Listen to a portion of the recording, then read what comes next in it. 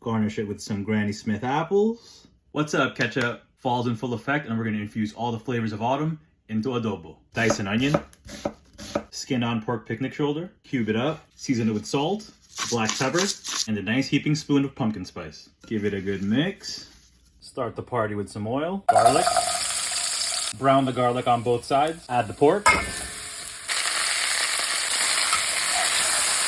onions, bay leaves,